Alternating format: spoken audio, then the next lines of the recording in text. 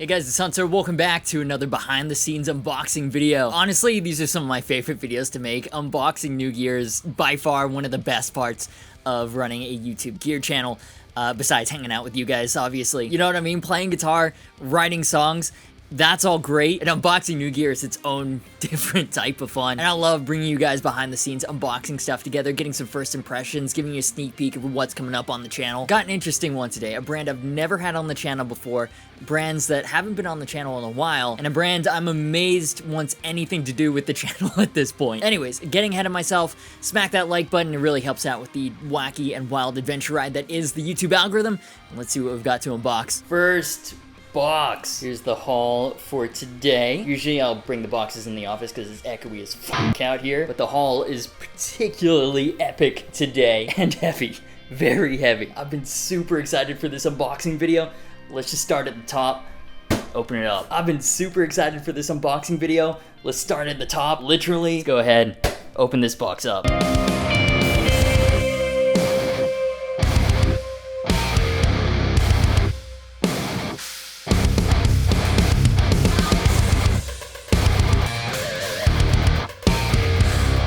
Alright, new amp day. It's been a while. And you know me, I love my tube amps or my valve amps for my British friends. Actually, because this is a British amp, does that mean that you can only call it a valve amp? Or is that like Americans calling soccer football? It just doesn't sound right. Anyways, important philosophical questions aside, this is the new Blackstar St. James. It's a 50-watt head.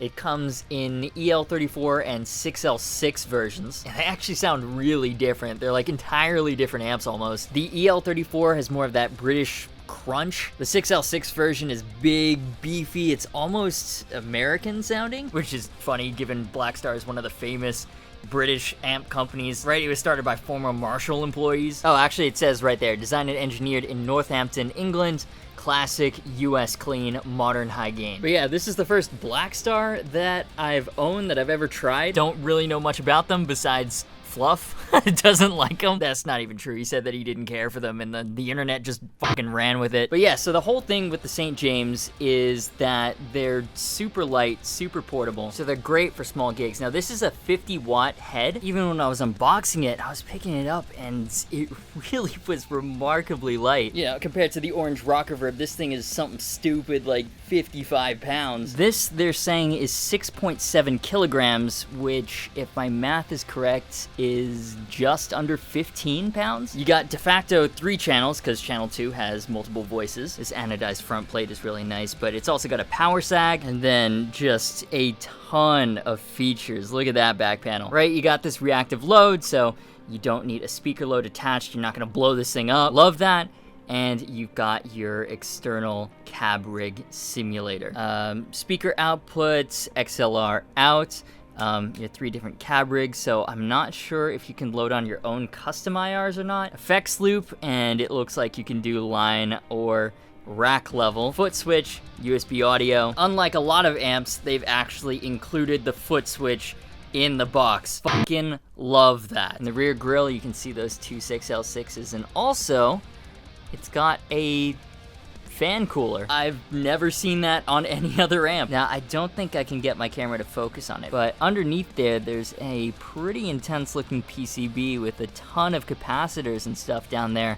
So I guess the fan is there to cool all of those components. I'm gonna have to rewatch Colin's video on these amps, but apparently these are wired up very differently from your standard tube amps. Something about these using DC power rather than AC power, which is more reliable, there's less hum. So maybe that's what all these components are for? I really don't know. Complete guess at this point, but this is supposed to sound awesome. And the logo lights up, so I'm here for it. But yeah, that's the Blackstar St. James. I'm excited to really try this one out, put it through its paces, because it's my first Blackstar. Big thanks to Sweetwater for hooking us up with this. Next box. Slowly excavating the big one down there. Let's open this one up. Hey, wait a second. That doesn't look like a guitar. That looks a lot like tasty instant ramen, but made of quinoa, so it's got up to 31 grams of protein, and it's actually really healthy.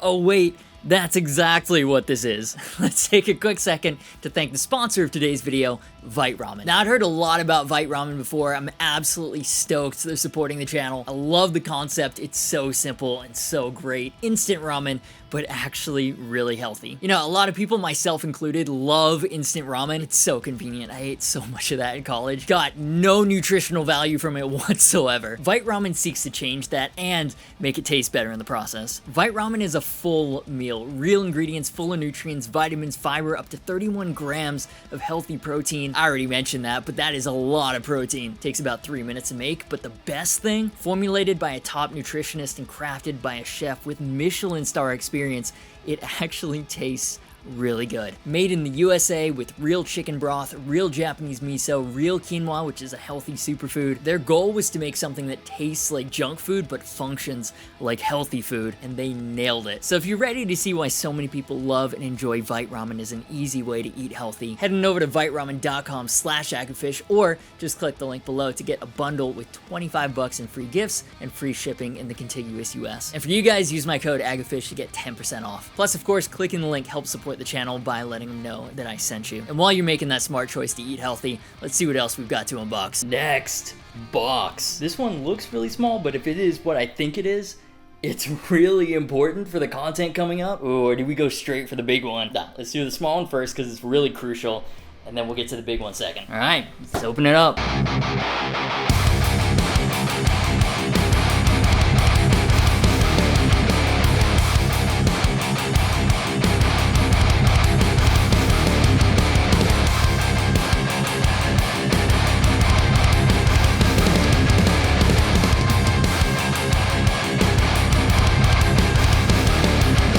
Hey, so have I mentioned I love HIPSHOT? Yes, the love affair continues. Fucking love HIPSHOT, dude. Alright, so check this out. Got a lot of mod projects coming up. So HIPSHOT have stepped in and said, let's fucking do it. So we've got their beefy TAM bridge and tailpiece. Got open gear locking tuners. This one is in chrome. These ones in nickel. Then in black. Those look so nice. Regular non-locking open gears in gold. The locking looks fucking awesome. The non-locking arguably looks even better. I've never actually used their non-locking tuners, so this should be interesting. And I've also never used their closed locking tuners in any project. So we've got a couple of sets of those, and we've even got vintage style plastic buttons for that extra traditional look. So yeah, there's gonna be a lot of HIPSHOT involved going forward, and they've included the mounting plates for each one, so you don't have to drill extra holes, and the alignment is perfect. Love that. Yeah, I'm not gonna give away quite yet what's going in what, but rest assured, all of them are gonna have great tuning stability. I'm so fucking pumped, man. Huge shout out to HIPSHOT. We've been working together since the original high integrity guitar, the pink $30 Strat. So yeah, huge shout out to them. Love you, HIPSHOT, and let this serve as a preview. A lot of entertaining mod content coming up. Last box. Holy shit, I'm so excited for this one. The box looks like it's gone through FedEx hell. Apparently, they did not see this. Or maybe they did. Could you imagine what it would have looked like if they didn't handle this with care? God, this is so bad. But I hope everything's okay, because I've wanted one of these forever. Let's go ahead and open it up.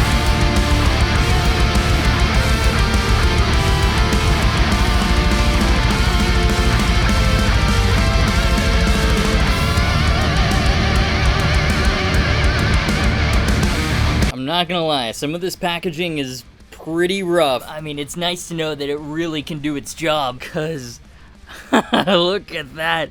It's beautiful. Oh my god, it's so fucking cool. There doesn't seem to be any major damage. The tubes haven't shattered. They look fine. Did this pop out a little bit, or is that just the way it is? I don't know. Tolex doesn't look scratched or anything. I mean, it's perfect. Oh my god, it's so cool. So, this is a Marshall Silver Jubilee, also known as the JCM 2550 2555X Silver Jubilee reissue. And I've been dying to get my hands on one of these. I've been missing some Marshall in my life. If you've been watching my channel for a bit, you might remember I had a DSL 100H for a while, and I really liked it. Great amp for the money, and the story of how I got it was just as good. It was one of those crazy Craigslist deals where I traded a 6505 plus 112 combo and a 12-pack of Takade because the guy was off to a 4th of July party. And I used it for a while. That was my clean amp for the longest time. I really liked it. It was great. I used it for a lot of things. The gain channels sounded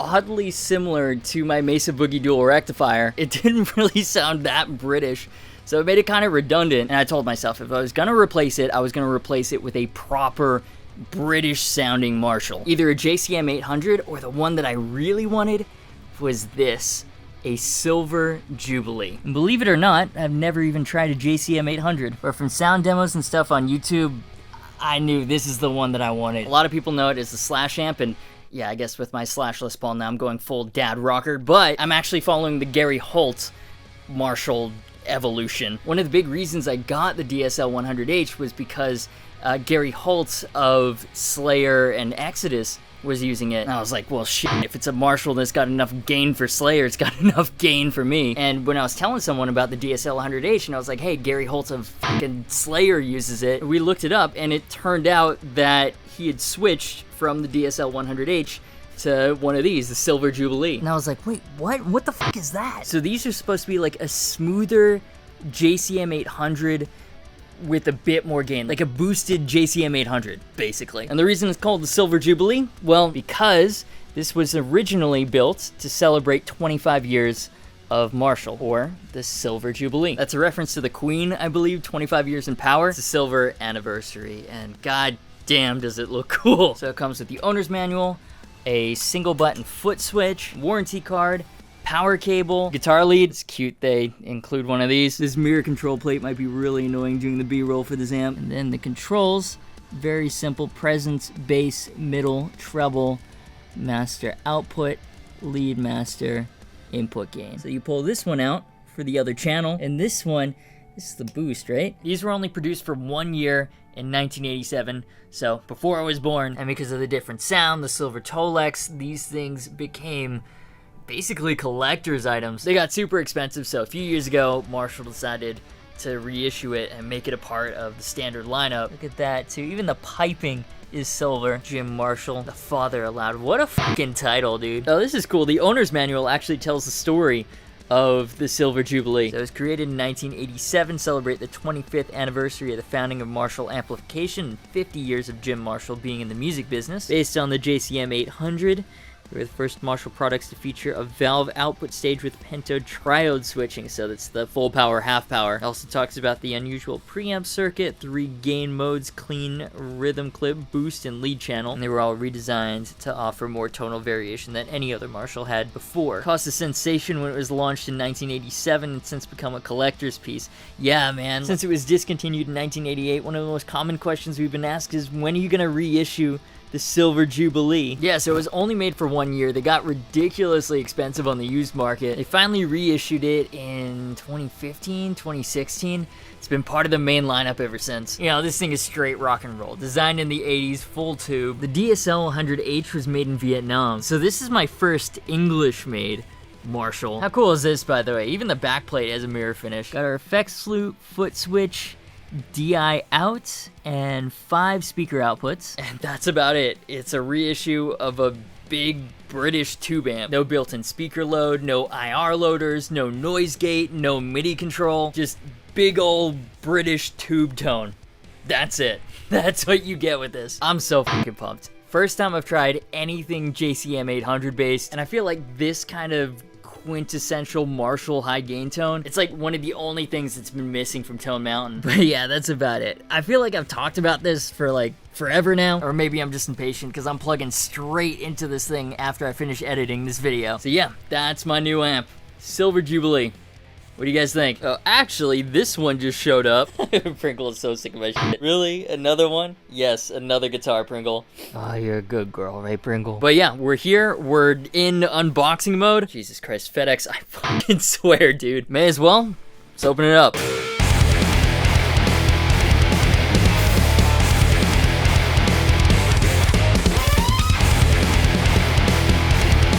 Okay, check this out. Now, by the time I upload this unboxing video, the demo for this will be out. There's a media embargo. I'm not allowed to share anything about this before the official launch date. But essentially, Jackson is going back to its roots. This is a production level USA-made Jackson guitar. And I'm not too familiar with Jackson's history, but apparently they haven't done that in decades. Since I already have the full video up on this, I'm not going to talk too much about this, but I just wanted to go ahead, unbox it with you guys, get some first impressions. So it seems they're coming in these soft cases now. They're lighter, more convenient, less bulky, easier to store too. Comes with straps so you can wear it as a backpack. My phone is really struggling with this. All the colors are super blown out. It's adding this yellowish hue to the green. It's really just pure green. It's also making the fingerboard look really washed out. Let's see, I've adjusted the brightness. It's a little bit better. I probably need to hydrate it a little bit, but it's really not as washed out as the camera's making it seem. And dude, these are big,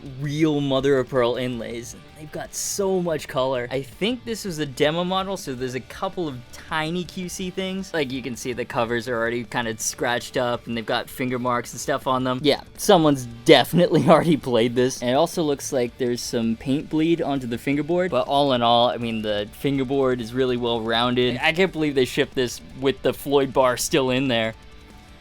Still in tune though. Flipped it around. This is a heavy ass guitar. Neck through, I'm pretty sure. Oh, these are really cool. Anodized covers. That feels awesome. Go to Locking Tuners. Love that.